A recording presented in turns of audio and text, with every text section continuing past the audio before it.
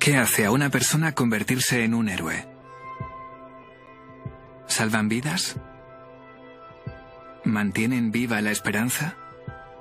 ¿Salieron a la calle a ayudar cuando el mundo se quedó en casa? ¿Buscaron las respuestas que nadie tenía? ¿Nos trataron desde la distancia? ¿Cuidaron de nosotros? ¿Nos garantizaron alimentos para mantenernos a salvo? Los héroes son personas normales, en circunstancias excepcionales, que nos unen cuando la vida nos separa. Y cuando esos héroes ayudan al mundo, estamos ahí con ellos. Porque juntos hacemos la vida mejor.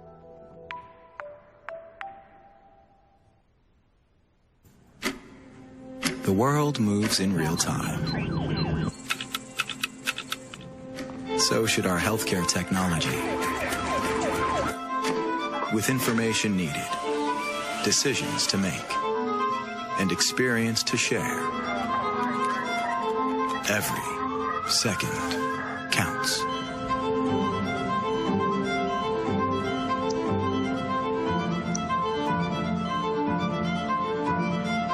Live integrated teleultrasound enables real-time communication, remote collaboration, confidence, knowledge, and learning.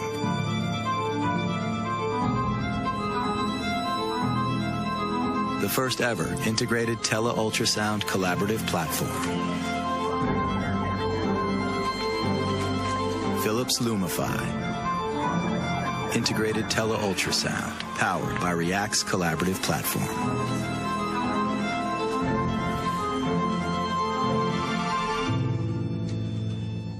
Innovation and you, Philips. A revolution has come to image-guided therapy. Philips Azurion is redefining industry standards. Through workflow innovation, Azurion enables superior patient care. Greater insights from sophisticated 3D live image guidance tools and digital imaging technologies. Leading image quality at a low dose. Work seamlessly with colleagues. View, control, and run applications independently. Expect high throughput and fast exam turnover. Access information from anywhere. Be guided by information when and where you need it.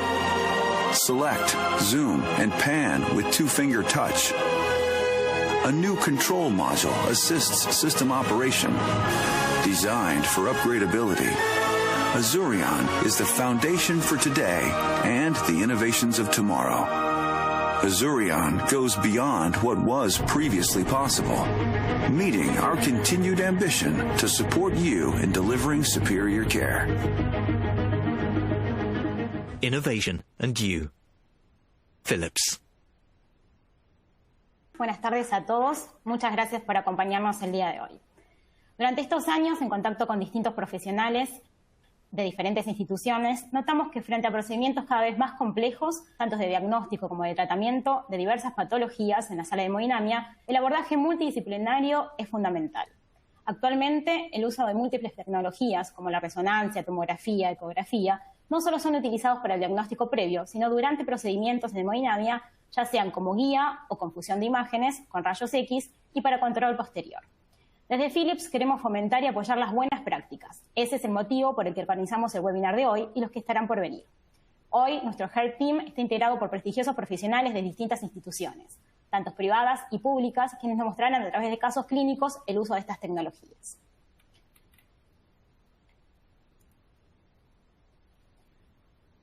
El primer caso es el cierre de orejuela de aurícula izquierda por vía percutánea, apoyado con técnicas de fusión de imágenes y navegación guiada por ecocardiografía de última generación. El cierre de orejuela de aurícula izquierda como tratamiento alternativo en pacientes con fibrilación auricular crónica con alto riesgo de sangrado para la prevención del ACV cardioembolítico utilizando navegación de ecocardiografía y fusión de tomografía de cavidades auriculares en angiografía dinámica y digital. A cargo de los doctores Facundo Peñalosa, médico del staff cardiología intervencionista de la Clínica Suizo-Argentina, y del doctor Emiliano Leborati, coordinador de ecografía Clínica Suizo-Argentina. Bienvenidos, doctor. Bueno, muchas gracias, Eugenia. Voy a tener que excusar al doctor Leborati, justo está de guardia de eco, así que tuvo que acudir a un llamado. Él, cuando pueda incorporarse, se va a incorporar. De todas formas, damos comienzo. Voy a compartir mi pantalla. Por favor, díganme si se ve bien. Esperen un segundito. Bien. Perfecto. Voy a sacar mi cámara para tener una mejor conectividad.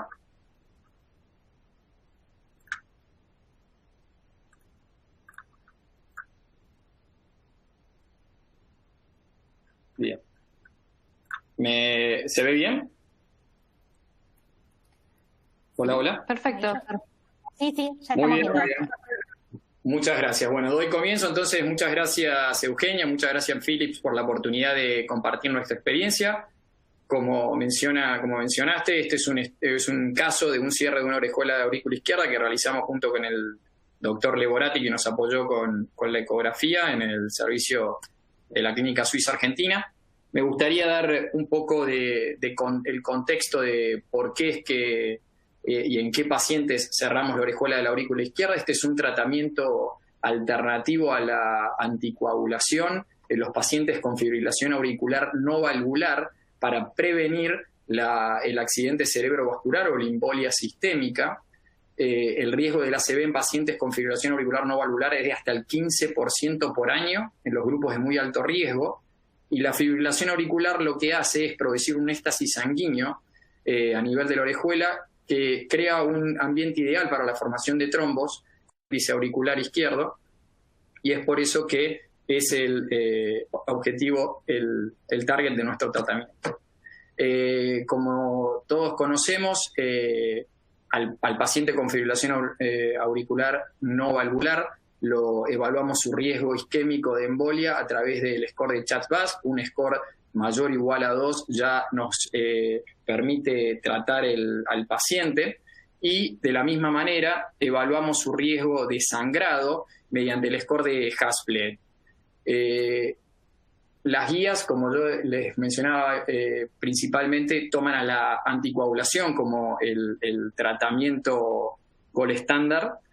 Sin embargo, la anticoagulación tiene muchos problemas, sobre todo en el tratamiento a largo plazo, y el mayor riesgo es el sangrado mayor, un 2 a un 4% por año, más si existen factores predisponentes, y la warfarina, uno de los anticoagulantes antagonistas de la vitamina K que se utilizan, tiene una pequeña ventana terapéutica, ya que interacciona con muchas comidas y otras drogas, y tiene como contra también que necesita de controles periódicos, y la mayor parte del tiempo el paciente recibiendo warfarina puede estar o por debajo del rango terapéutico o por encima. Cuando está por debajo, obviamente el riesgo es de producir una embolia isquémica; cuando está por encima, el riesgo es de tener un sangrado.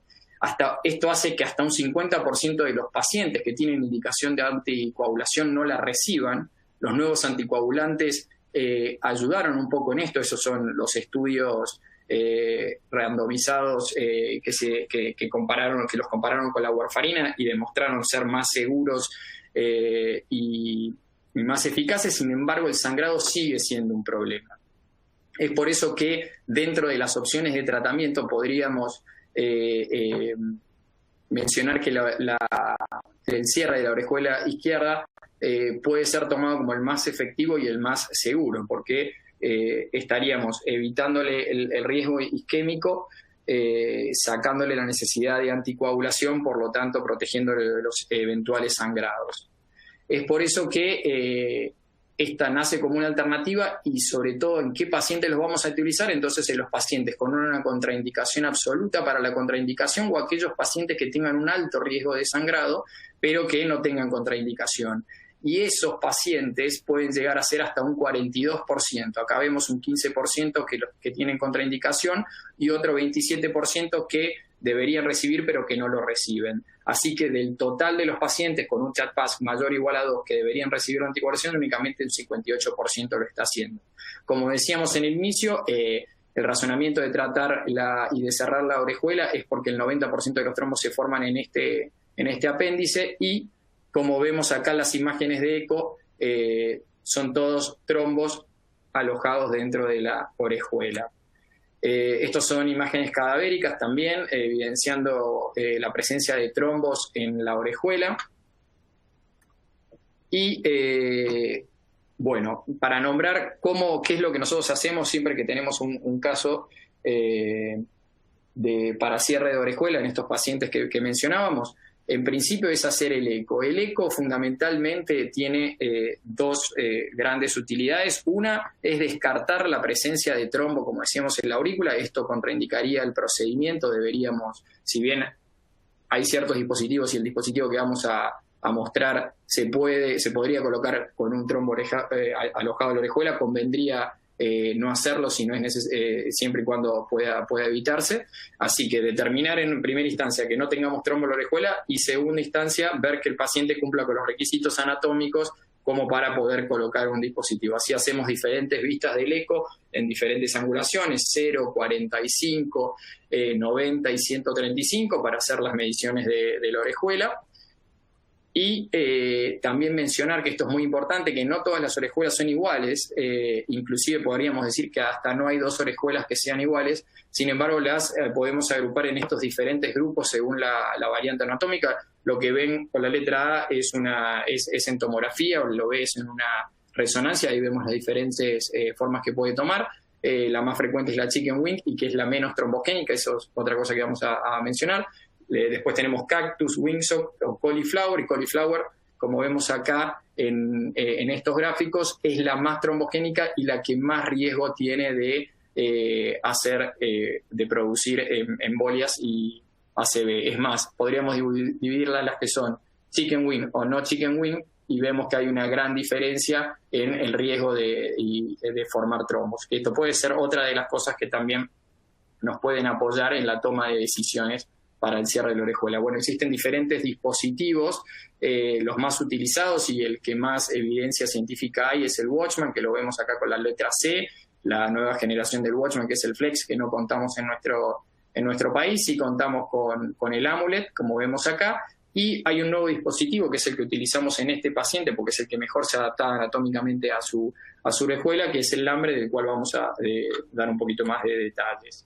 Ahora, pasando al caso clínico, bueno, este es un paciente de 72 años, los antecedentes de hipertensión, extabaquista, diabetes, tiene enfermedad coronaria con obstrucciones severas, con una obstrucción severa calcificada en la descendente anterior. Esto no fue tratado y lo encontramos en la tomografía preoperatoria. Y fibrilación auricular crónica, anticoagulado con acenocumarol, presentando múltiples episodios de sangrado, requiriendo internación y transfusiones, actualmente con 34% de hematocrito luego de aportes de hierro endovenoso. Este es un caso muy reciente, lo hicimos la semana pasada, el paciente se fue de alta a las 48 horas, un CHA2-VASc de 2,4% de riesgo anual de embolia y un Hasblet de 6, esto corresponde a un alto riesgo de sangrado 4.9 a 19.6, de tener un sangrado mayor durante el año de tratamiento con anticoagulante. O sea, tenía muy alto riesgo de sangrado. De ahí la decisión y por supuesto, los antecedentes de ya haber sangrado bajo tratamiento anticoagulante y de haber requerido internaciones para esto. Bueno, dentro de la evaluación preparatoria, como decíamos, podemos realizarlo tanto por ecografía como por tomografía. En este caso nosotros decidimos utilizar las dos vías y ahora van a ver por qué. Dentro de lo que es el eco, acá tenemos 3 imágenes de la orejuela en 126 grados, a 0 grados y a 33. Medimos el ostium de la orejuela y la distancia hacia el fondo de la orejuela para ver que cumplan con los requisitos anatómicos, como les mencionaba, para poder introducir un dispositivo oclusor. En este caso tenemos 28 en el ostium y 32 en de profundidad, lo que lo hace compatible con prácticamente todos los dispositivos que tenemos. Acá tenemos simplemente una imagen de eco de la orejuela para mostrar que no tenía trombo. ¿Sí? Esto es en 126. Y la imagen tomográfica. Esto nosotros se puede hacer tanto con una como la otra. Nosotros decidimos hacer las dos para poder utilizar la fusión de imágenes. Ahora les voy a pasar a mostrar. Bueno, acá lo mismo, un corte axial, coronal y sagital para hacer las mediciones de la orejuela, unas mediciones que son bastante parecidas con eco y tomografía. Y ahora, bueno, el dispositivo que elegimos para cerrar esta orejuela es un sistema nuevo, el Lambre. Hay pocos casos realizados en el país. Nosotros hicimos este fue el segundo caso que se realizó. Tiene básicamente dos componentes el dispositivo, un componente que va dentro de la orejuela y que es el que va a servir para anclarse dentro de la orejuela, que es lo que llaman acá umbrella o paraguas, que es una estructura de nitinol con una membrana de PET con hooks, que lo ven ahí, que son esos ganchos que son los que se van a anclar, y está unido por una manga de conexión de nitinol a un disco que va a ser de cubierta para ocluir la orejuela. Entonces, el umbrella es el que ancla el dispositivo y lo que ocluye es este disco. Muy bien, esto permite adaptarse a prácticamente cualquier tipo de orejuela, esto que nombrábamos de las diferentes anatomías que tenemos. Y ahora un poco contarles el procedimiento y la utilidad que le pudimos encontrar al Eco Navigator para guiar este tipo de procedimientos, que es la guía ecográfica superpuesta a la angiografía, como ahora les voy a mostrar una imagen, y posteriormente también vamos a ver que incluimos el Structural Heart Navigator, que es justamente usar las imágenes tomográficas. Por eso fue que lo hicimos, la tomografía preoperatoria junto también con la angiografía. Entonces, bueno, a la izquierda tenemos una imagen de eco, un eje largo bicabo con las estructuras cardíacas están etiquetadas, la orejuela, la aurícula izquierda, la aurícula derecha, la fosa oval, la vena cava superior, la vena cava inferior, y sobre la vena cava superior la vaina para realizar la punción transeptal. Esto, como saben, hay muchos procedimientos que se pueden valer de esta punción y en los cuales va a servir este tipo de tecnología. Acá vemos la imagen del eco en la izquierda y a la derecha vemos la angiografía con la imagen superpuesta de la ecografía, también ahí con las estructuras etiquetadas. Nosotros lo que tenemos que hacer en este caso es bajar con el set de punción transeptal hacia la fosa oval y realizar una punción. Inclusive el mismo ecografista nos puede marcar en la imagen la zona en donde deberíamos dirigirnos con la aguja para hacer la punción. La punción que vamos a necesitar para hacer el cierre de la orejuela es una punción que sea inferior y posterior, para que una vez que accedamos a la aurícula izquierda nos quedemos enfrentados a la orejuela y no tengamos que hacer muchas maniobras para acceder. ¿Sí? Esto simplemente para ilustrarles que de la misma manera se pueden hacer reconstrucciones tridimensionales en el momento en vivo, y eso también superponerlo a las imágenes angiográficas. En este caso vemos el septum ya, la punción realizada con la vaina y la aguja en la aurícula izquierda. Bien, estas son imágenes del caso, donde también tenemos el eje a la izquierda el eco y a la derecha superpuesta la imagen de la angiografía con la ecografía, con la aguja en posición para realizar la punción.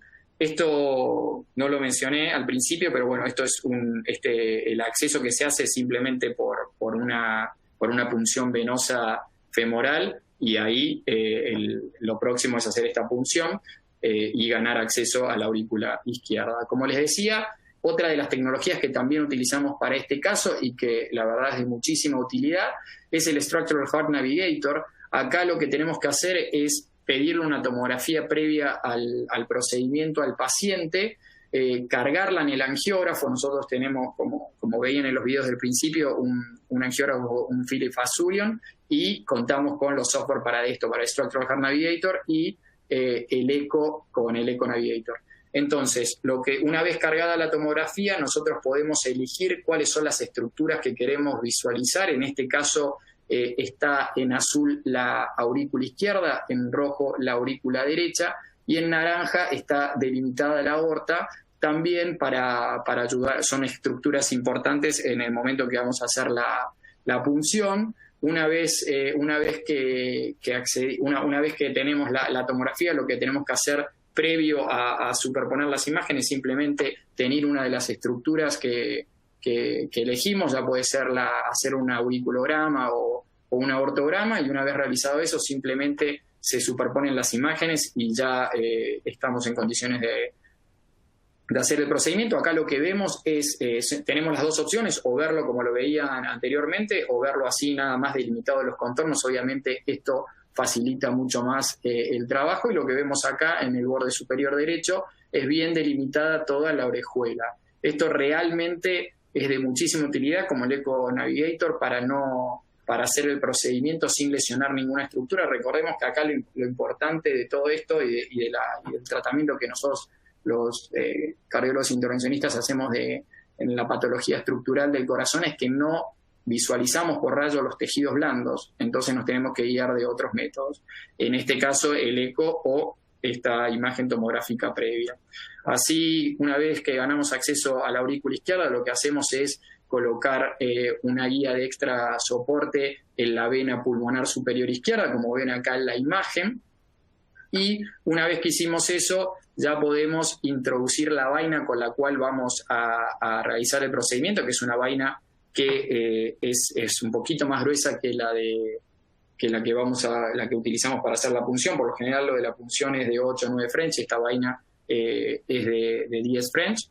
Y lo que hacemos es alojarnos, acá fíjense con la guía del Structural Heart Navigator, nos pusimos un catéter de pigtail dentro de la orejuela y la tenimos. Esto lo hacemos como una última medida de seguridad para hacer una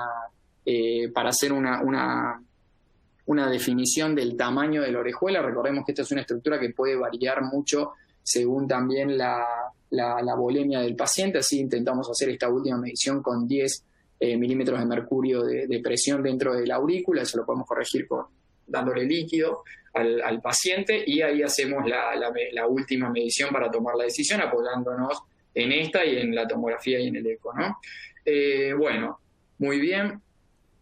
Eso es lo que vemos ahí. Estos son imágenes esto los voy mostrando así porque así es como lo vamos haciendo en el momento que vamos haciendo el caso. Nos vamos apoyando en simultáneo en las dos imágenes, en la tomografía y en el eco. Acá vemos a la izquierda imágenes ecográficas de la orejuela, donde vemos alojado el catéter de pigtail dentro de la orejuela. Es importante que sea un catéter de pigtail y no otra cosa, otro catéter el que vamos a utilizar para entrar a la orejuela, justamente porque tiene una punta que es atraumática para evitar posibles complicaciones.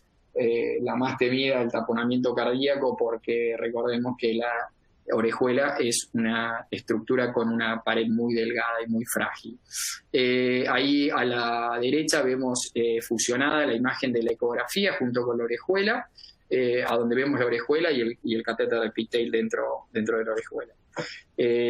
Imágenes angiográficas, como les decía, hacíamos tenemos la aurícula para terminar de definir el tamaño, y una vez definido el tamaño, vamos con el dispositivo. La particularidad de este dispositivo es que nosotros no necesitamos, y que también es una medida de seguridad, no necesitamos que la vaina por la cual vamos a introducir el oclusor que esté dentro de la orejuela. Con estar antes de la entrada en el ostium de la orejuela con la vaina, ahí lo que hacemos es empujar el dispositivo. Recordemos que tenía estas dos partes. Esto que ven ahí es el umbrella o el paraguas, que es lo que nos va a servir de fijación. Ahí empujamos. Una vez que vemos que está bien desplegado el paraguas, hacemos punto fijo sobre el dispositivo y retiramos la vaina, y lo que vemos es que se va a liberar el disco. Acá tenemos el umbrella, la conexión y el disco, que es el que termina por ocluir la orejuela. Luego de eso, bueno, nos guiamos por ecografía para estar seguros que no haya leak y que esté bien implantado. Acá tenemos una señal Doppler sobre la mitral. Lo que se ve acá bien es el dispositivo. A la derecha, fusionada la imagen del eco y la angiografía, donde vemos tanto por eco como por angiografía el dispositivo normoinsertado. Y ahí esto no es una imagen detenida, pero bueno, en ese momento pasamos el Doppler sobre la orejuela y vemos si hay leak o no. En este caso no había absolutamente nada de leak, se había producido una correcta oclusión y completa de la orejuela. Y lo otro que vemos es, como pueden ver ahí en la imagen de la izquierda del eco, esta es la arteria circunfleja. Lo que tenemos que haber logrado en el implante es que el umbrella, que es lo que que es la sujeción del dispositivo a la aurícula, esté distal a la emergencia de la circunfleja, que es lo que vemos claramente en esta imagen de la izquierda. Esto simplemente para lo mismo, acá donde estamos haciendo el Doppler sobre el dispositivo, y no vemos ningún tipo de leak. Antes de poder liberar el dispositivo tenemos que hacer estas mediciones y tomar estos recaudos, que es lo que mencionábamos. El primero es que el umbrella, el paraguas, esté implantado distal a la circunfleja, que justamente que el umbrella, que eso lo veíamos por angiografía, esté completamente desplegado. Hacemos Doppler, vemos que el leak sea menor o igual a 3 milímetros, eso es lo aceptable. En este caso no nos había quedado nada de leak. Y finalmente el tack test, como le dicen, que es básicamente tirar del dispositivo para poder cerciorarse de que esté bien anclado. Eso lo vemos en esta imagen de acá. Ahí ven cómo tiramos del dispositivo y vemos que está muy fijo y bien implantado. Terminamos con esto del dispositivo acá en esta imagen ya está liberado, simplemente hacemos una inyección de contraste, vemos que está correctamente posicionado y que no hay nada de leak. Lo que ven ahí apenitas de contraste que entra, eso es por la porosidad del dispositivo. Esto después de un mes se reendoteliza y ya se sella completamente. Es por eso que dentro del tratamiento farmacológico posterior al implante, lo que se recomienda es la doble antiagregación con aspirina y clopidogrel. Obviamente hay pacientes que no lo pueden hacer, entonces uno puede ir a la variante de darle únicamente un solo antiagregante o asumir de no darle nada por el riesgo que tienen de sangrar, que es justamente por el cual estamos cerrando la orejuela. Esta es una última imagen con la superposición tomográfica, donde vemos el dispositivo, si lo llegan a ver ahí, bien implantado en la orejuela y todo el contorno de la orejuela que obtuvimos con el Heart Navigator.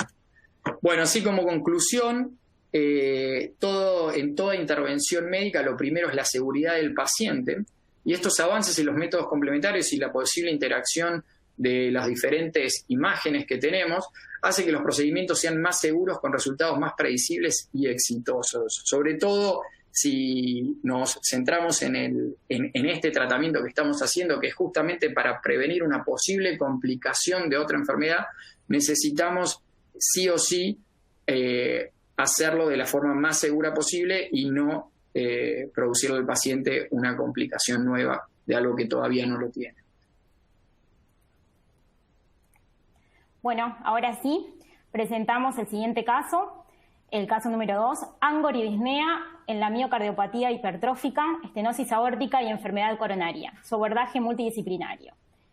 Es un caso sobre miocardiopatía hipertrófica, estenosis aórtica y enfermedad coronaria. El caso incluye tomografía, resonancia magnética, ecografía y hemodinamia.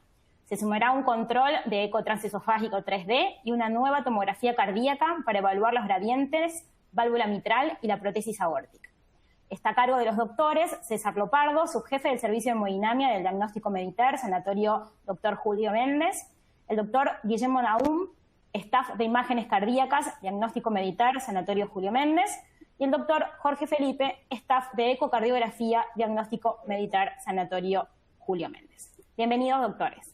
Esta es una paciente de sexo femenino de 87 años de edad, es factores de riesgo hipertensa, tiene como antecedente claudicación intermitente con una antecedente una miocardiopatía hipertrófica tratada con embolización septal hace 6 años, con estenosis aórtica moderada severa, insuficiencia renal crónica. Como antecedente, como una enfermedad actual, ahora se encuentra con angoridisnea, con síncope y claudicación intermitente. Siguiente.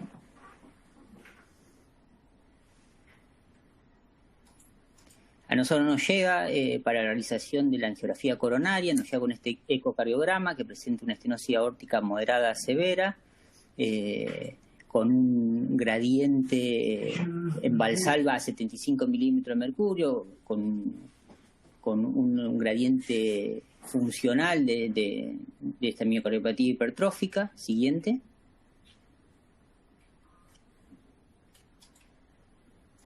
Una vez, luego se realiza un nuevo ecocardiograma que se realiza el diagnóstico de estenosis aórtica severa con un gradiente de 4,3 metros por segundo, con un gradiente de 75 milímetros y una velocidad de 4,3 metros por segundo. La cinecoronariografía que se le realiza tiene una lesión severa ostial en la arteria descendente anterior. Siguiente. No sé si... No. Estos dos síntomas que tenía, el angor y la disnea, nos encontramos con 3 patologías, con la enfermedad coronaria, por lo cual se decide realizar angioplastía coronaria, la miocardiopatía hipertrófica. En un momento se evalúa una nueva embolización septal y la estenosis aórtica diagnosticada. Uno de los pasos a continuar era realizar una valvuloplastía aórtica y a través del HeartTeam evaluar la resolución de esta estenosis aórtica severa. Siguiente.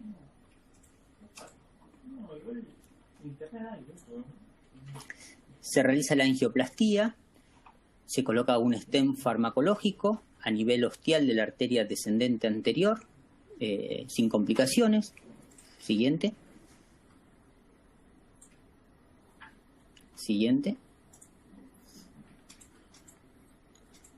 Luego se realiza la resonancia cardíaca para evaluar la miocardiopatía hipertrófica y qué compromiso tenía en estos gradientes. Siguiente. Pongo el doctor, perdón. Sí.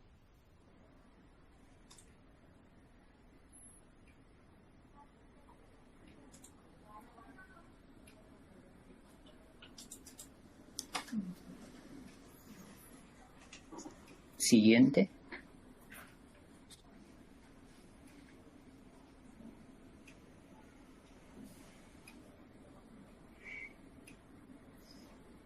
Siguiente.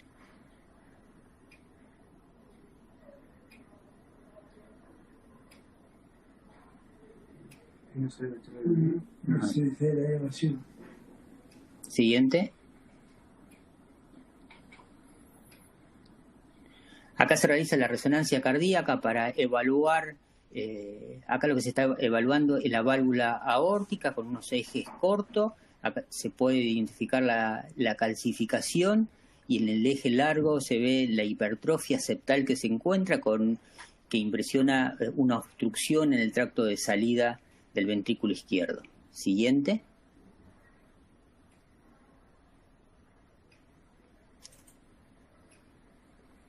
Siguiente.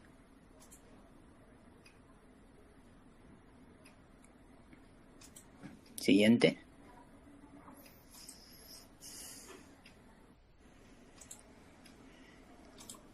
Siguiente. Esta es la resonancia cardíaca. Este es un método que se realiza el Q-Flow, es para evaluar el gradiente que se produce en el tracto de salida del del ventrículo izquierdo y el compromiso que hay, y poder tratar de diferenciar si este gradiente se corresponde a la miocardiopatía hipertrófica o hay un gradiente secundario a la estenosis aórtica. Siguiente.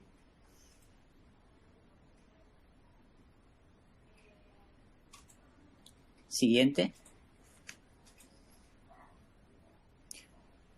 Acá lo que se observa cómo se contrae tanto en los ejes largos y como en el eje corto, y cómo se ve la obstrucción y el remolino posterior a la válvula aórtica ahí en la raíz aórtica.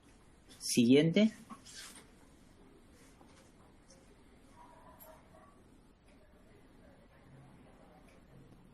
Siguiente.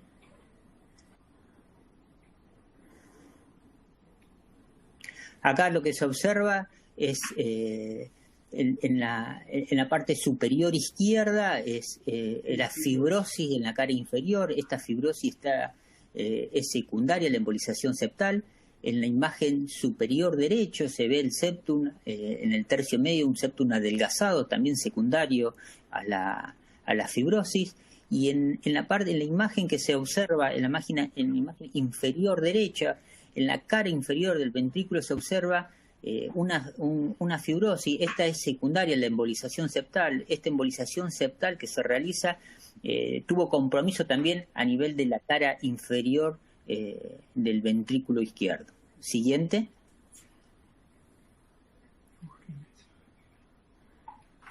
Esta es la angiografía que previa, en un momento como tenía elevación de gradiente y una sospecha de estos gradientes secundarios de la miocardiopatía hipertrófica, en un momento se evalúa una nueva embolización.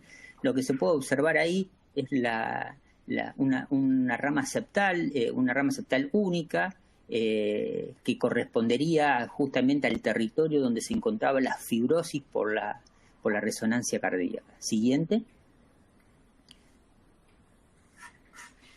Siguiente. Esa es la septal que le había dicho, y como esta era la única septal que teníamos y no sabíamos el estudio previo, lo que se decide es realizar una valvuloplastía aórtica previamente con medición de presiones invasivas. Siguiente.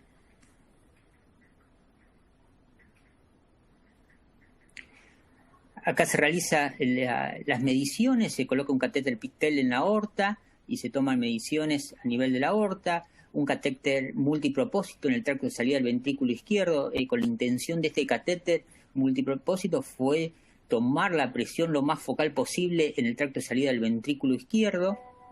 Siguiente. Luego se avanza un catéter Pictel, siguiente, al ventrículo izquierdo, y ahí se pueden tomar las presiones tanto en el ápex, en el tracto de salida del ventrículo izquierdo y a nivel de la aorta. Siguiente.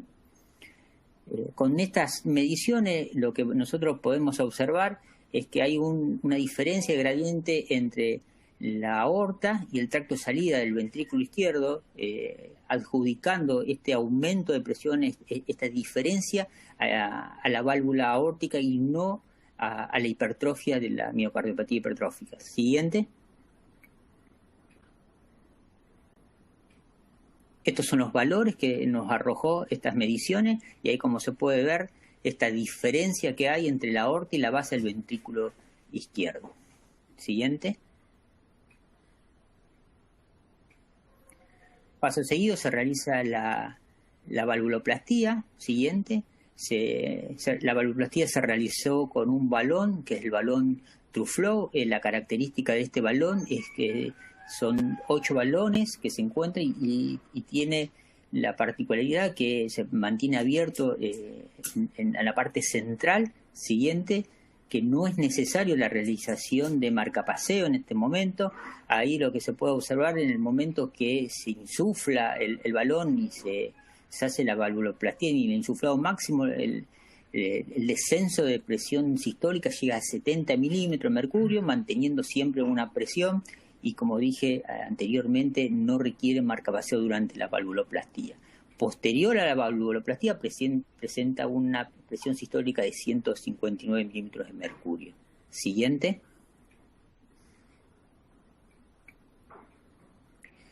Este es el ecocardiograma prevalvuloplastía, tenía un gradiente de 75 milímetros de mercurio y una velocidad máxima de 4,3 metros por segundo. Se observa una imagen típica de daga en el momento telesistólico. Siguiente. Este es post-valvuloplastía, presentando un gradiente de 43 milímetros de mercurio y una velocidad máxima de 3,27, y se observa la modificación del flujo del espectro Doppler, que sería más protomesosistólico. Siguiente. Con respecto a la conducta que se toma en el jardín es el implante de una válvula percutánea. Esta es la evaluación previa del implante, donde tiene muy buenos accesos vasculares, sin calcificación, con un buen ángulo y un buen nacimiento con respecto a las alturas de los ostium coronarios. Siguiente.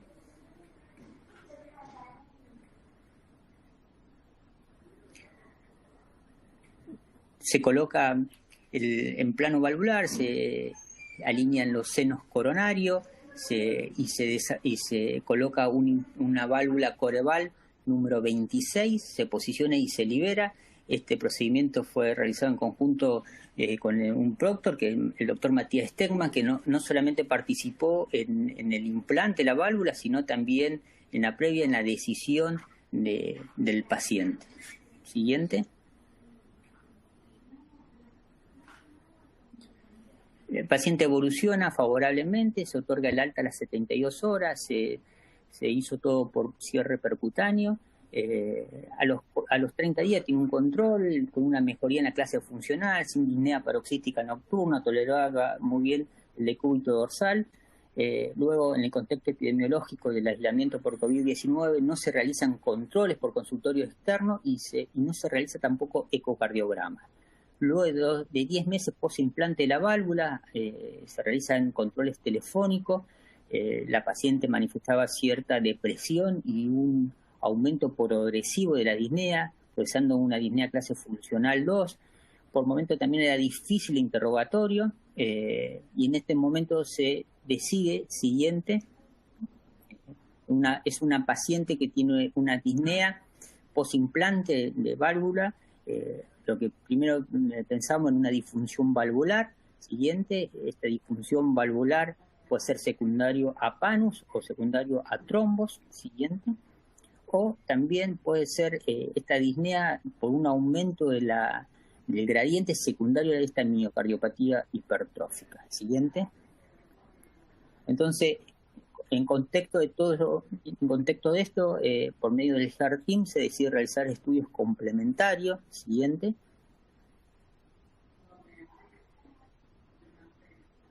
Se realiza ecocardiograma transesofágico 3D y tomografías cardíacas para evaluar la válvula y la miocardiopatía hipertrófica. Siguiente.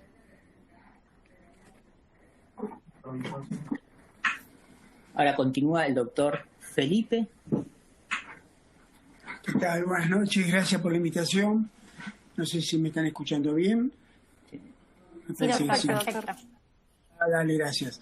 Bueno, en realidad es un caso complejo y un caso interesante, porque la verdad que en el primer instante que se hace la colocación del stent, quien permitió ver exactamente la diferencia de presión más aproximada fue la presión pico a pico por hemodinamia, porque en realidad en ese momento cuando se hizo la evaluación por eco transtorácico, estamos hablando de un segmento muy chico, de 1 centímetro, 1,5 centímetros, entre el plano del anillo y la proximidad del septum hipertrofiado.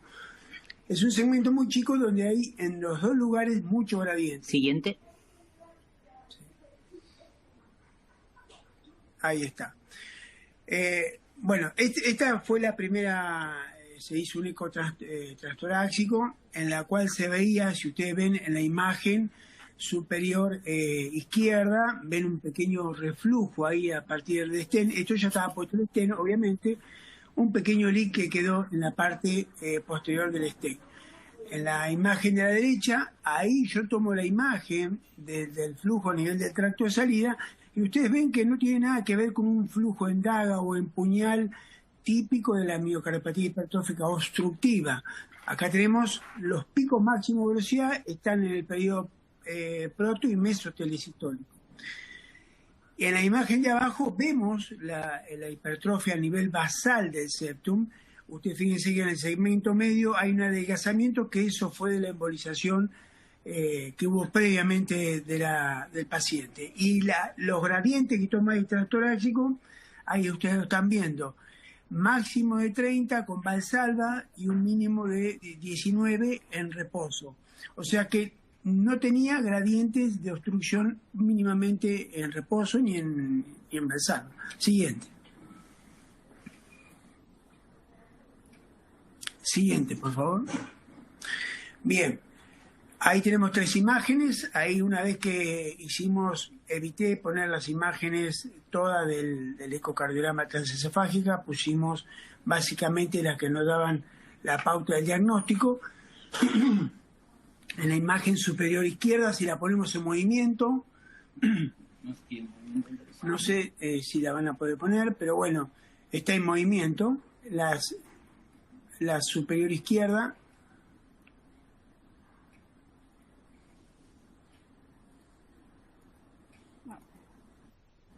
no se puede. No se mueve bien. No se mueve. Lástima porque eran imágenes muy bonitas de cómo está funcionando el stent de la válvula. Bueno, yo se los explico. No sé si será lo mismo, pero bueno, en la imagen superior izquierda, nosotros con el eco 3D podemos, es un método en el cual se toma una imagen principal y a partir de ahí automáticamente se toman 2 imágenes en paralelo en 30 y 150 grados, lo cual eso terminan conformando una pirámide de imágenes. Tenemos tres formas de obtener las imágenes en 3D.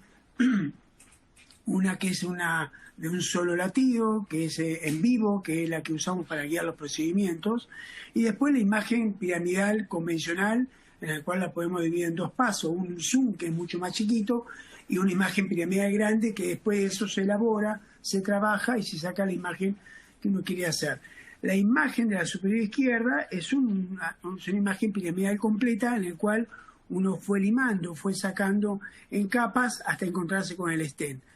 Ese stent es en movimiento, así que se vea muy bien.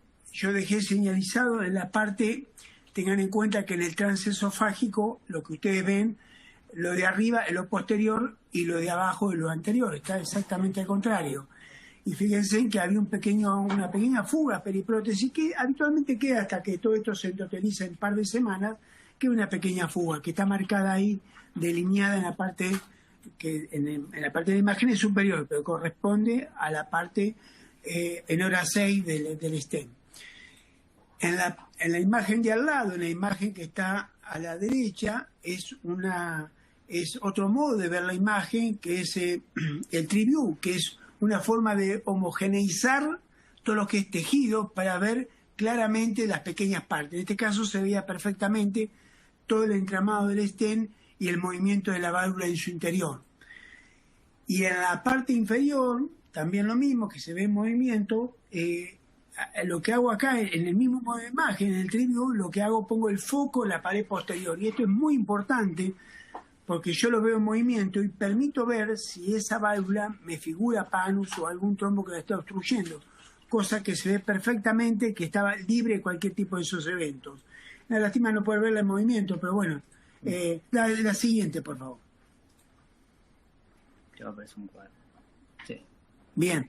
Bueno, en esta imagen lo que tratamos de tomar fue realmente en este tipo de metodología con foco anterior y con foco posterior, era ver la lesión de la válvula mitral que tenía este paciente, porque habitualmente los pacientes que tienen miocardiopatía hipertrófica generan reflujo mitral por un mecanismo, el mecanismo de Venturi, el mecanismo de succión de la válvula, que hace que el velo posterior termine prolapsando en la mayoría de los casos. Ahí estas imágenes también están en movimiento y se podía ver perfectamente el pequeño orificio de lesión que tenía la válvula mitral en la comisura anterior.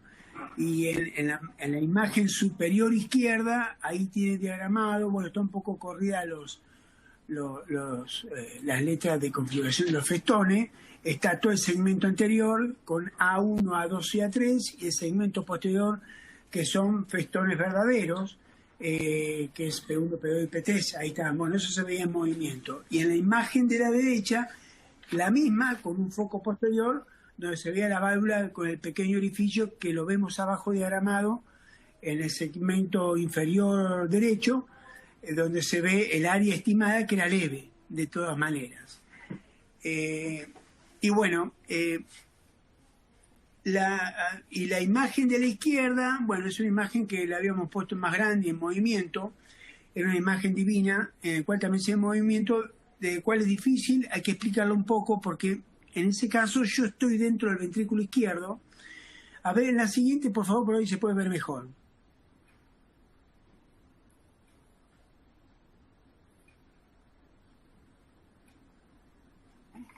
No. ¿Era eso? Sí, no, por eso fue nada más que lo modificó. Está, bueno.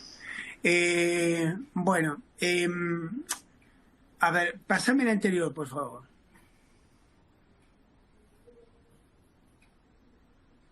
Bueno, explico un poquito esta imagen que es hermosa cuando se mueve. En el segmento inferior izquierdo, uno posicionado dentro del ventrículo izquierdo puede determinar y sacar directamente el área del tracto de salida. Que creo que ahí está el error de la mayoría de los cálculos que hacemos en ecografía cuando estimamos el orificio por la fórmula de Bernoulli. Estimamos el orificio de la válvula aórtica, la estenosis de la válvula aórtica. El hecho de que consideramos que el tracto de salida es un tracto cilíndrico y hacemos un cálculo con pi por radio cuadrado como algo cilíndrico. Lo que nos permite enseñar el eco 3D, muy importante, es que el tracto de salida nunca es cilíndrico, que cambia directamente su forma durante todo el transcurso de la sístole y que en realidad es más ovoideo, bien ovoideo, y en estos casos en particular con hipertrofia es tremendamente mucho más. Por lo tanto, el área que estimamos generalmente a través de la fórmula simple que hacemos no es la correcta. Es por eso que en este caso particular, que había un segmento con dos segmentos muy próximos con alta presión, aquí nos permitió mejor diferenciar el pico a pico de la hemodinamia, que en ese momento que no se hizo el 3D con el área del tracto de salida para poder aplicar esta fórmula de Bernoulli. La siguiente, por favor.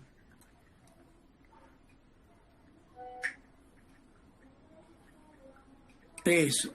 Y en esta también, que está en movimiento, se puede ver que el tracto de salida en sístole permite un orificio un orificio estimado mayor de 1.2, 1.3 centímetros cuadrados. O sea, que el paciente siguió con su miocardiopatía hipertrófica realmente, pero no obstructiva.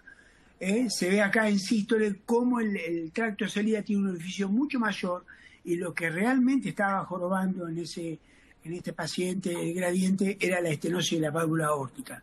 Eso creo que nos cambió el paradigma muchísimo, el uso del eco 3D, por lo menos en mi persona, porque tanto para los procedimientos guiados, como contaban los doctores, o para estimar este tipo de volumen o de áreas, nos permitió ampliar hemodinámicamente un tiempo de resolución espacial muy grande y somos mucho más exactos. Y creo que con esto cambia un poco lo que es el cálculo de las áreas valvulares, porque lo podemos planimetrar y podemos hacer los cálculos mucho más efectivamente que lo que hacíamos habitualmente hasta ahora.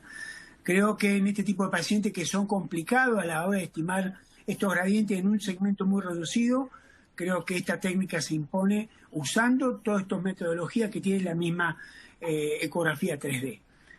La siguiente, por favor. Siguiente.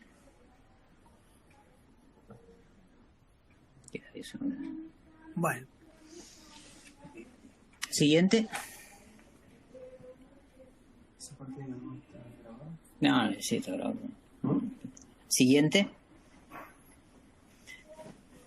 También se realiza la tomografía cardíaca. La tomografía cardíaca sirve también para evaluar cómo se comportan las valvas de la prótesis y ahí poder descartar o realizar el diagnóstico de panus o de trombos y también lo que es la tomografía, lo que es funcional, se puede observar también los gradientes. Siguiente.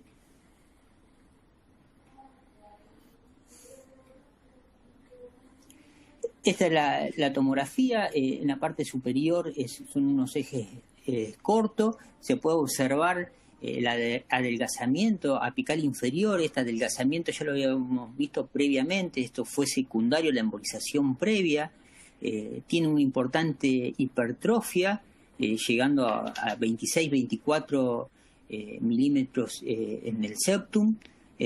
Luego se ve también en lo que es en la imagen anterior derecha un adelgazamiento apical inferior y medio y apical. En la imagen inferior ahí se encuentra el adelgazamiento secundario de la embolización con un septum de 6,5 milímetros que correspondía a esta septal que habíamos visto previamente en la angiografía.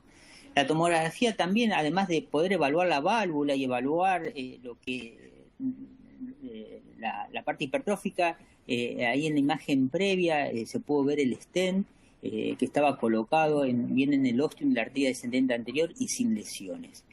Con respecto a estas imágenes que estamos viendo, con lo que estamos viendo se observa la válvula mitral, cómo se abre y se cierra, la válvula mitral en diástole y en sístoles. Es importante la válvula evaluarlo acá porque se puede ver cómo la válvula se acerca a la hipertrofia septal y es la que genera el gradiente. En este caso no fueron gradientes elevados y se pudo descartar también severidad por medio de este método.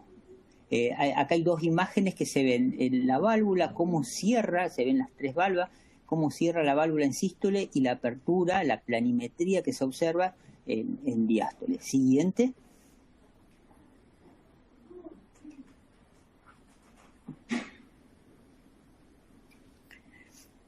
Acá se observa también las imágenes, se observa cómo funciona y estas son unas imágenes en movimiento que ahora están fijas, pero se podía observar cómo se manifiesta el gradiente en la miocardiopatía hipertrófica y cómo se observa a nivel de la prótesis del TAVI. Siguiente.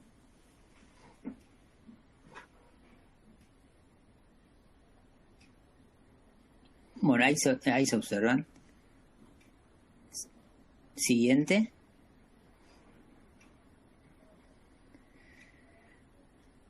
La paciente evoluciona con disnea, como habíamos dicho, con una disnea posimplante de la válvula, con los métodos tanto de la ecografía transesofágica como la tomografía cardíaca se pudo descartar la disfunción valvular, que las principales causas son el panus y los trombos. Pudimos observar nuevamente que esta hipertrofia no tenía gradiente severo, secundario a esta miocardiopatía hipertrófica. Siguiente. Por lo tanto, esta disnea clase funcional 2 es secundaria a la patología de base, pero no teniendo gradientes elevados, así que no fue necesario realizar ninguna conducta invasiva. Sí se realizó optimización del tratamiento médico. Siguiente. Y como último, como tratamiento en el futuro, recientemente fue publicado en el estudio Explorer una droga que es el mavacamten, que es la primera droga que se desarrolló como inhibidor del receptor de miosina para la miocardiopatía hipertrófica. En este estudio se reclutaron pacientes, el 80% eran pacientes con miocardiopatía con clase funcional 2, y el endpoint primario fue descenso de un punto de la clase funcional con un aumento del consumo de oxígeno en la caminata. En el ramo del que recibió esta droga hubo un descenso de un 37% y los pacientes mejoraron un punto de su clase funcional. En el futuro, y cuando se encuentren con esta droga, sería la indicación para este tipo de pacientes que no tienen presiones elevadas por gradiente, pero siguen siendo sintomáticos. Muchas gracias. Paso número 3. Punciones vasculares ecoguiadas, ultrasonido en la sala de hemodinamia. Funciones ecoguiadas, una herramienta en la sala de hemodinamia que nos permite mejores resultados y de forma más segura. Exposición de casos cortos. A cargo de los doctores Fabio Muñoz, médico cardiólogo intervencionista del sistema de hemodinamia del Hospital Fernández, jefe de intervencionismo periférico del Sanatorio Güemes y otros centros, y la doctora Verónica González, médica cardióloga intervencionista del Servicio de Hemodinamia del Hospital Fernández. Adelante, doctor. Bueno, buenas tardes. En principio quiero agradecerles la invitación a este Heart Team y felicitar la exposición previa, la verdad que fue muy interesante. Quiero agradecer también al resto de los participantes que están compartiendo con nosotros en este momento estas charlas. Bueno, nosotros somos un grupo de cardiólogos intervencionistas que nos dedicamos tanto a la cardiología como al intervencionismo periférico y a las emboloterapias. Esos son los centros donde nosotros realizamos nuestras prácticas. Nuestro grupo está compuesto por el doctor Carlos Giuliani, Alan Somi, la doctora Verónica González y yo, que hoy vamos a estar participando con ustedes. No presentamos conflicto de interés, tanto la doctora como yo, y nosotros, nuestro aporte a este Heart Team va a ser comentarles un poco nuestra experiencia con el ultrasonido dentro de las salas de hemodinamia. Y para eso vamos a hacer un pequeño resumen para contarles un poco la evidencia acerca de la ecografía dentro de la sala, de las funciones ecoguiadas, y posteriormente vamos a comentar algunos casos que nos parecieron interesantes. Así que le cedo la palabra ahora a la doctora González. Si querés que apaguemos la cámara. Bueno, muy bien. Buenas tardes a todos. Como les comentó el doctor Muñoz, la idea de la charla es no solamente no hablar de la técnica tanto de funciones ecoguiadas, que es algo que ya la mayoría de los presentes deben saber, sino contar un poco nuestra experiencia y la implementación de esta herramienta que día a día a nosotros nos ayuda mucho en los procedimientos que realizamos.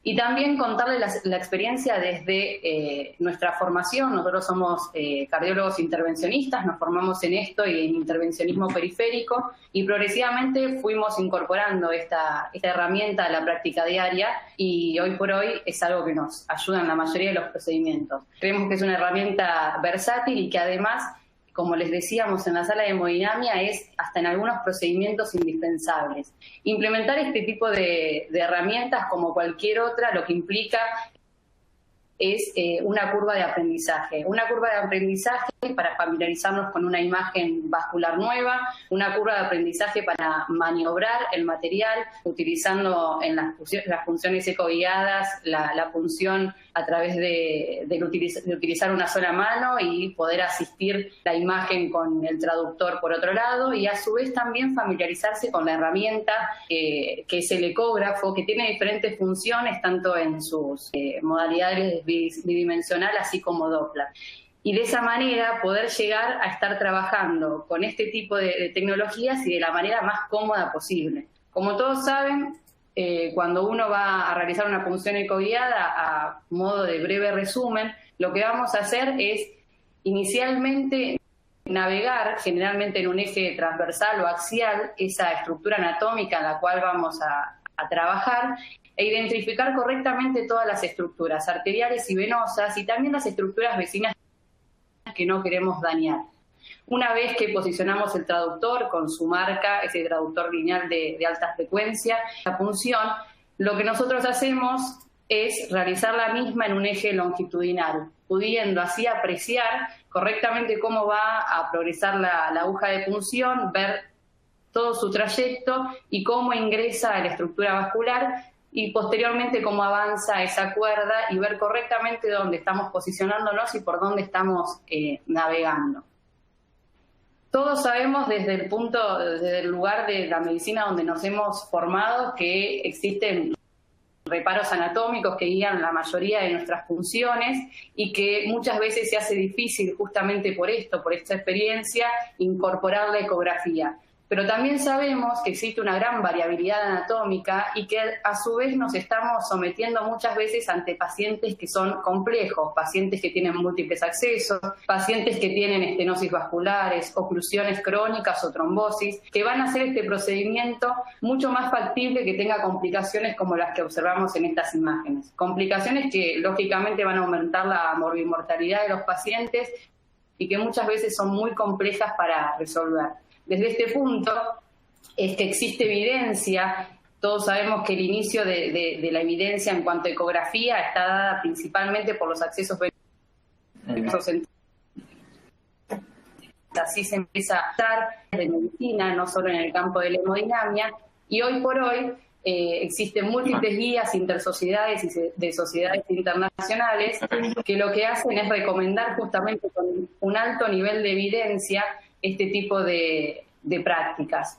Incluso existen instituciones como las agencias internacionales de calidad y control de Estados Unidos y de Inglaterra que la ponen dentro de sus 10 mejores prácticas cuando uno quiere brindar como médico al paciente una terapéutica con seguridad y con calidad. Esto se fue trasladando con el correr del tiempo hacia diferentes procedimientos, de forma tal que ingresa a la sala de hemodinamia y nos planteamos hoy por hoy guiados en pacientes donde, por ejemplo, como les muestro diferentes trabajos, vamos a realizar una angioplastia periférica con un acceso femoral anterógrado, demostrando eficacia y seguridad. El implante de catéteres para hemodiálisis, procedimiento que hoy por hoy nosotros no contemplamos básicamente sin una ecografía en la cual no solo realizamos el acceso, sino que estudiamos el acceso que vamos a utilizar. Funciones, por ejemplo, complejas como las funciones popliteas, funciones en las cuales la correcta posición y el único intento que deberíamos hacer son esenciales para un resultado. Y diferentes trabajos que han demostrado una disminución en la tasa de complicaciones mayores hasta del 50%, con un éxito en el primer intento cercano al 41% en las mejores complicaciones. Así también, como es el caso de las funciones a nivel de acceso femoral, donde se ha demostrado, como por ejemplo en este trabajo, el Faust Trial, en el cual se demostró que la función ecoguiada tiene la posibilidad de realizar menor cantidad de intentos hasta su éxito a nivel de la arteria femoral común, aumento en el número de funciones exitosas en el primer intento, disminución de venopunciones, lo cual disminuye la cantidad de hematomas y sobre todo siendo beneficioso en aquellos pacientes con bifurcaciones femorales altas, en los cuales el éxito del ingreso a la arteria femoral en el primer intento fue estadísticamente significativo.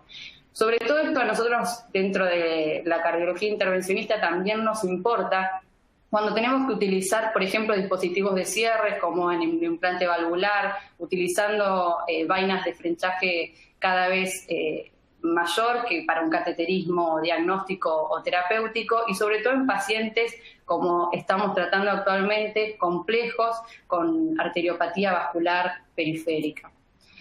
Esto es un poco la línea de trabajo que seguimos nosotros cuando empezamos a incorporar esta herramienta y en primera instancia lo que hicimos fue esto, considerar la evidencia. Esto nos llevó a realizar nuestra propia curva de aprendizaje, donde iniciamos las terapéuticas primero en accesos poco complejos, como son los venosos, para diferentes terapéuticas como catéteres o vías centrales, y de esta manera, una vez que nos familiarizamos con la imagen, con el equipo, fuimos complejizando un poco más las prácticas, y esto también nos permitió aumentar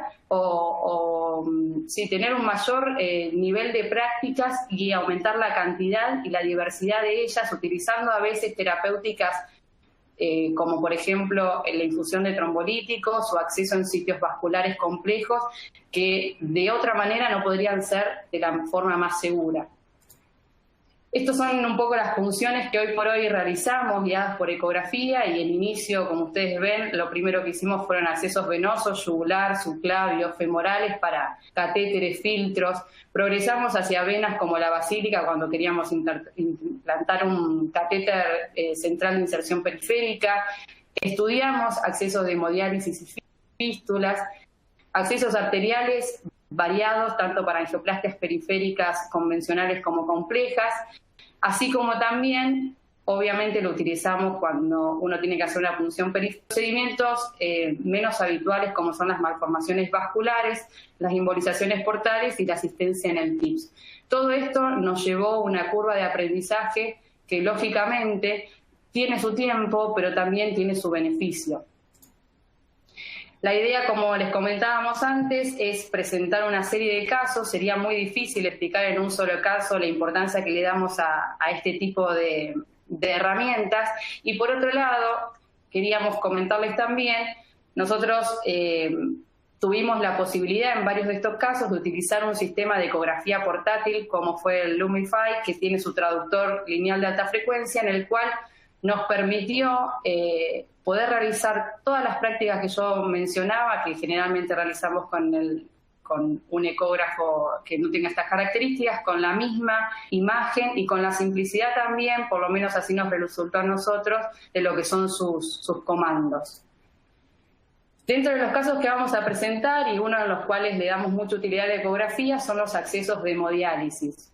Este es el caso de una paciente de 64 años, diabética insulino requiriente, hipertensa, en hemodiálisis trisemanal por una insuficiencia renal crónica en estadio 5D, secundaria a su nefropatía.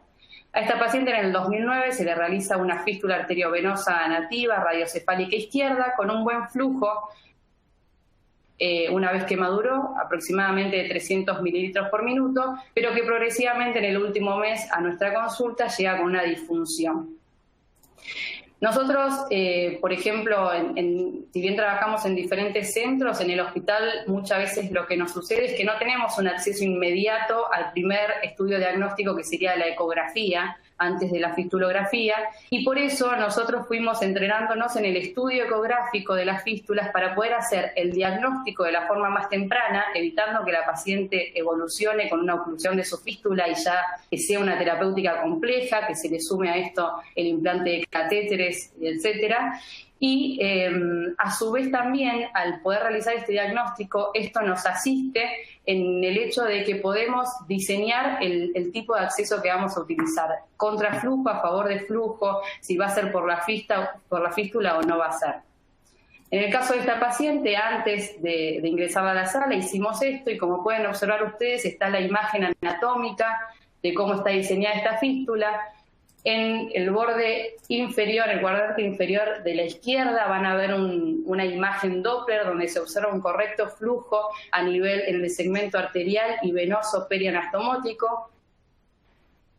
En la segunda imagen del centro van a ver el flujo a nivel de la anastomosis arteriovenosa, también conservado sin estenosis. Del cuadrante inferior derecho van a poder observar una diferencia de calibre con la imagen que tienen superior, que sería un calibre conservado de 7 milímetros para esta fístula, y abajo se observa perfectamente, ahí señalado con la flecha, cómo está esa estenosis. Una vez realizado este diagnóstico, lo que nosotros hacemos es efectuar la punción ecoguiada, donde van a observar cómo vamos pasando la cuerda, cómo corroboramos en la ecografía la imagen de la cuerda, ahí con la compresión, y en un eje longitudinal y en un eje axial. Nosotros, una vez hecho este diagnóstico, lo que hicimos fue acceder con un margen que nos permita la introducción de un introductor 5 French y que sea contraflujo para poder tratar esta estenosis que veíamos por ecografía. Recién ahí realizamos un diagnóstico angiográfico donde se ve en el sector venoso, en el extremo eferente perianastomótico, una estenosis crítica de esa fístula. Lo que hicimos, como les comentaba, es a través del roadmap progresar una cuerda coronaria a través de la obstrucción obstrucción de la anastomosis y alojándola en el extremo arterial, y posteriormente se dilató, en este caso con un balón 3. Y este es el control angiográfico posterior a esa terapéutica, y la paciente resolvió en este caso la alteración en el flujo, y hoy por hoy está dializando correctamente. En cuanto al resto, a otro tipo de beneficio que tenemos en el tratamiento de las fístulas arteriovenosas, y que es esencial la ecografía en este punto, es cuando nos enfrentamos ante una oclusión por trombosis. Generalmente secundaria a alguna estenosis previa, pero en este caso lo que nosotros hacemos es el diagnóstico a través de ecografía. Caracterizamos la imagen trombótica, punzamos guiado a través de la ecografía, teniendo total certeza de que la punción está siendo de la cara anterior de este sector y no una punción transfixiante, y por ende podemos utilizar en este punto la infusión de trombolíticos. Una vez realizado esto, se hará, si es necesario, la trombectomía o no, y la posterior angioplastia. Este es un punto donde, si la punción no está correctamente realizada, la infusión de trombolíticos no va a poder realizarse, y por ende la terapéutica muchas veces es inefectiva. Entonces es uno de los puntos, o es uno de los tipos de procedimientos donde nosotros nos planteamos que la ecografía es ciertamente fundamental. Muy bien. Bueno, ahora voy a continuar contándole una serie de casos, son casos cortos. Este primer caso es una trombosis venosa profunda, un síndrome de compresión ilíaco, es como conocido como un May-Turner o síndrome de Cockett.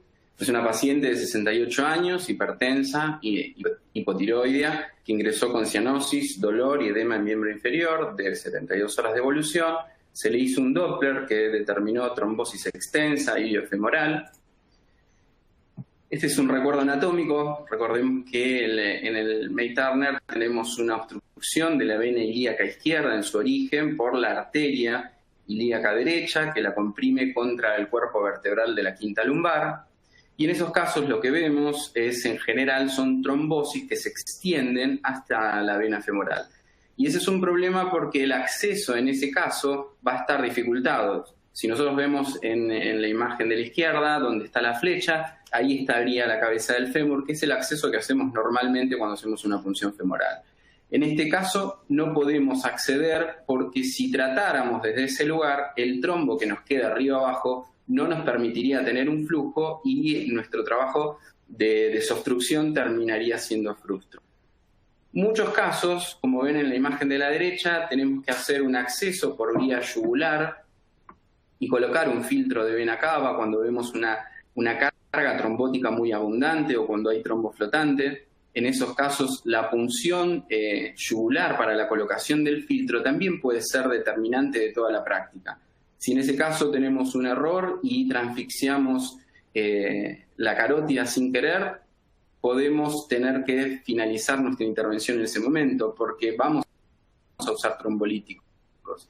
Y si bien en otros casos una punción de la carótida puede no tener mayor problema, en estos casos podríamos desencadenar un hematoma y una complicación para el paciente. Si bien lo que se sabe en la literatura es que en este tipo de casos tenemos que ingresar por un acceso que nos permita, es decir, que tenga una vena permeable, y para este tipo de casos lo que vamos a hacer es la punción poplitea.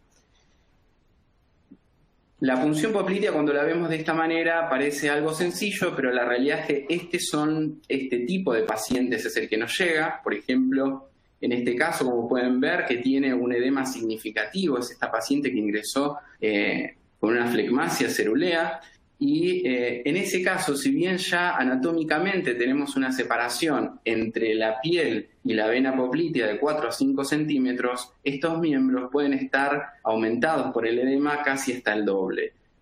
Y ahí se puede apreciar en la imagen de la izquierda, fíjense que en el centro tenemos a la vena poplitea, por debajo a la arteria y por sobre la vena al nervio tibial.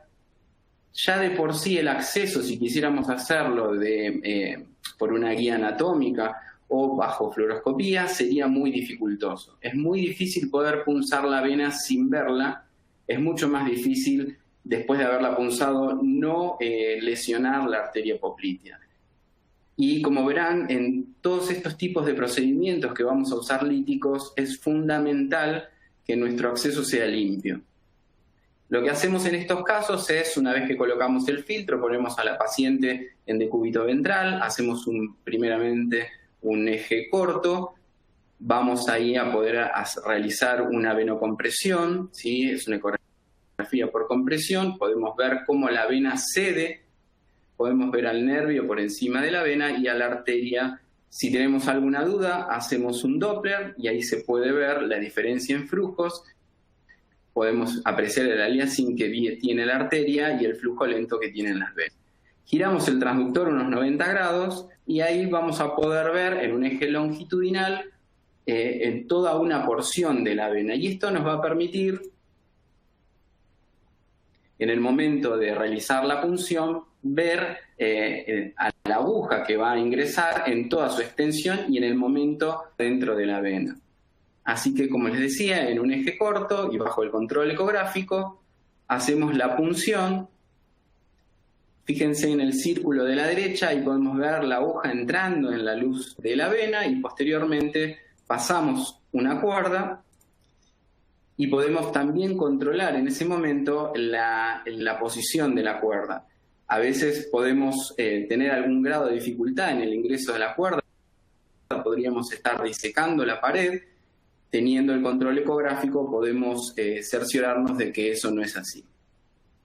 En esta paciente lo que hicimos fue tratamiento, la carga trombótica era muy abundante, así que decidimos hacer líticos por 12 horas. Le pusimos un catéter de multiperforado de lisis local y a las 12 horas la reestudiamos, nos encontramos con la vena permeable, sí, prácticamente sin restos trombóticos, y colocamos un stent mimético, un stent venoso, un stent dedicado, con la resolución completa de la obstrucción.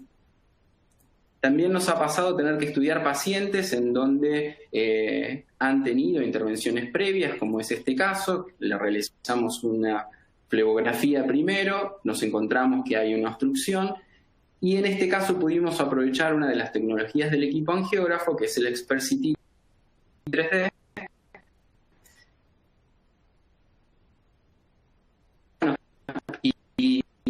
en el momento de realizar el problema que tenía este stent, y que probablemente fue el que lo llevó a la oclusión, es que no abrió perfectamente en la parte cefálica, ha quedado comprimido con más de un 50% de compresión, lo que determina normalmente que esto termine en una oclusión.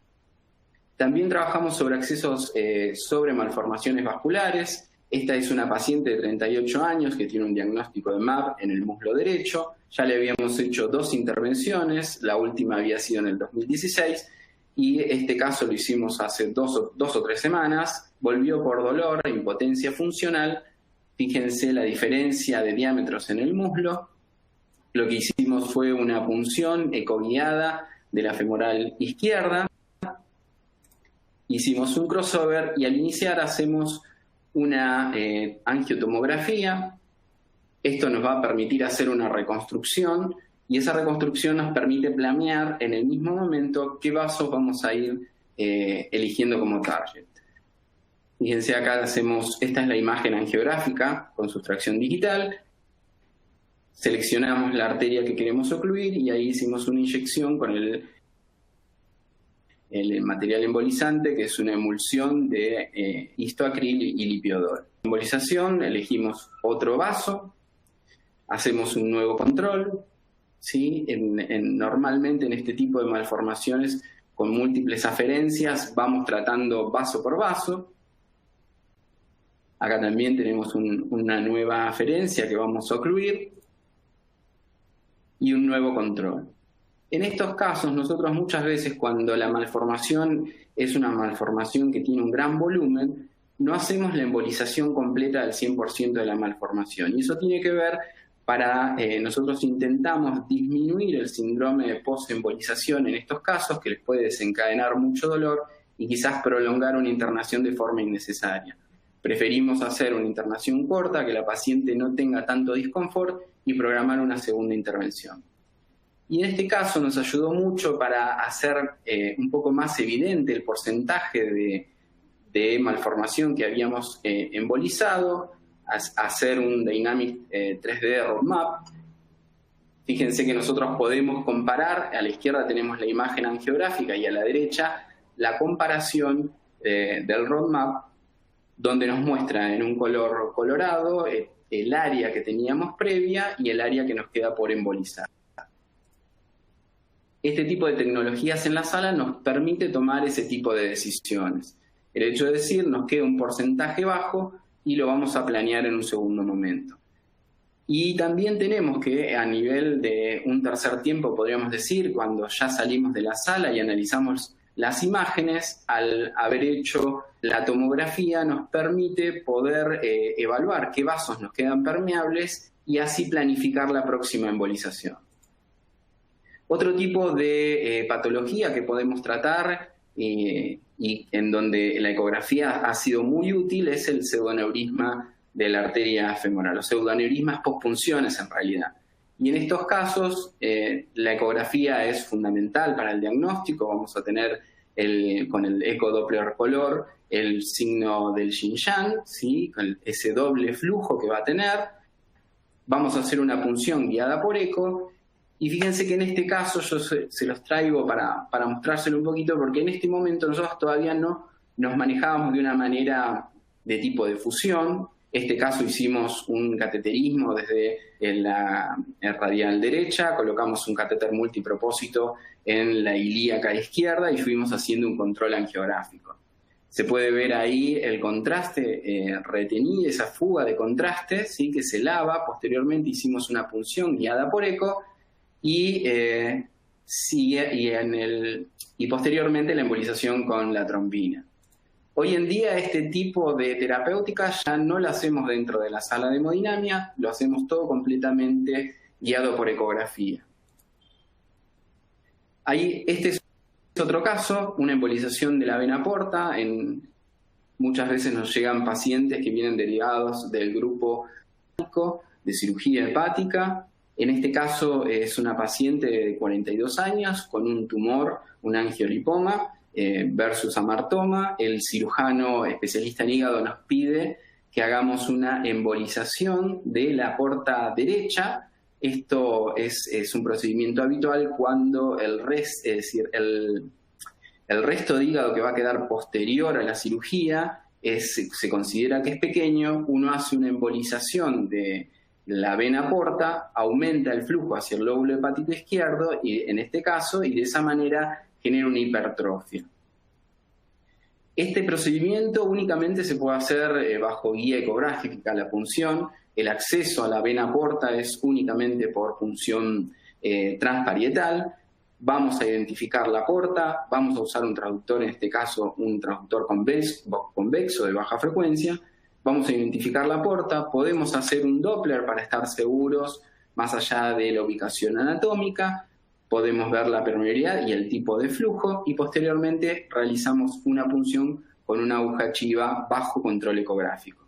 En la imagen de la izquierda pueden ver, abajo a la izquierda, pueden ver todo el sistema porta intrahepático derecho e izquierdo. Hicimos un acceso en este caso desde la porta derecha y con un catéter Simmons canulamos todas las ramas de la porta derecha, hicimos una embolización con emulsión de histoacril y lipiodol.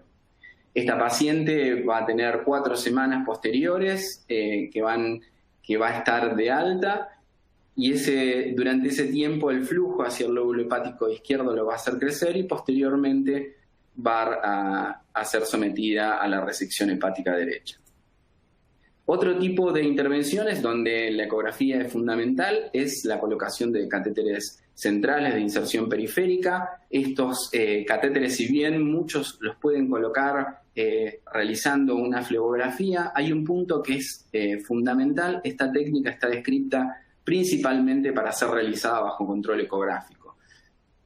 ¿Cuál es la ventaja? La ventaja es que vamos a hacer una única punción probablemente, si lo hacemos guiados bajo ecografía, y eso nos va a permitir vamos a poder ver la cuerda ingresar a la vena que nosotros queremos canular. Posteriormente vamos a subir una cuerda, vamos a hacer un control, como se ve en la imagen central, un control de todo el sistema venoso.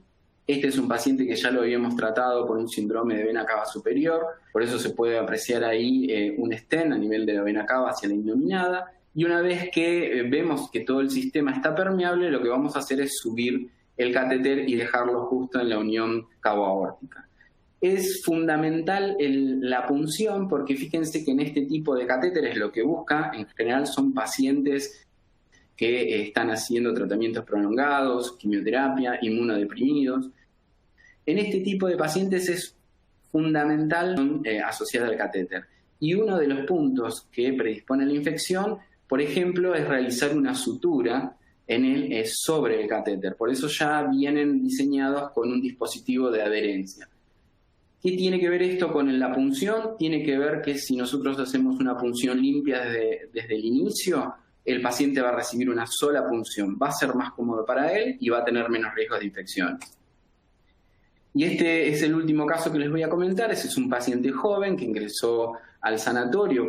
Es un paciente que hacía un entrenamiento bastante fuerte en un gimnasio, inicia con dolor en miembro superior derecho, ingresa al sanatorio con dolor, edema, impotencia funcional, se le realizó una tomografía, se diagnosticó un síndrome de opérculo torácico y como la evolución había sido bastante tórpida, se nos informa del caso y se nos pide una resolución rápida. Lo que hicimos fue llevar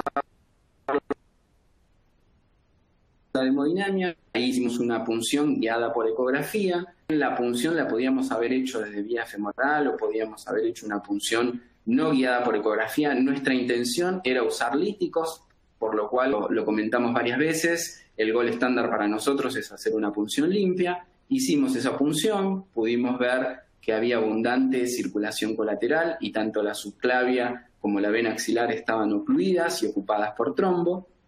Acá se puede ver bien en la sustracción digital la alta carga trombótica que tiene la vena. Hicimos una infusión de líticos y posteriormente, unos 20 minutos posterior a una infusión de 10 miligramos de RTPA, ya podemos ver que el flujo se está recomponiendo. Hay algo todavía de material trombótico, así que pasamos un catéter terapéutico, hicimos una tromboaspiración y posteriormente pudimos observar en la angiografía de control el sitio de obstrucción crítico. Pasamos una cuerda y un balón, realizamos una angioplastía con balón de ese sector. En este tipo de casos no podemos hacer colocación de stent y la resolución definitiva de la patología va a ser de forma quirúrgica en un segundo tiempo, pero lo que sí pudimos hacer fue restablecer completamente el flujo del sistema venoso profundo. Y esto se reflejó en una mejoría del cuadro clínico del paciente. Bueno, y como conclusiones, consideramos que la ecografía es una herramienta cada vez más utilizada en las salas de hemodinamia, tanto para el diagnóstico como para la terapéutica. La técnica de punción ecoguiada posee una curva de aprendizaje y esto va a marcar el éxito de su implementación. Y sin lugar a dudas, en muchas ocasiones el éxito o el fracaso de estos procedimientos va a depender de realizar una punción limpia. Y ese tipo de punción la vamos a lograr si la realizamos bajo guía ecográfica. Bueno, muchas gracias.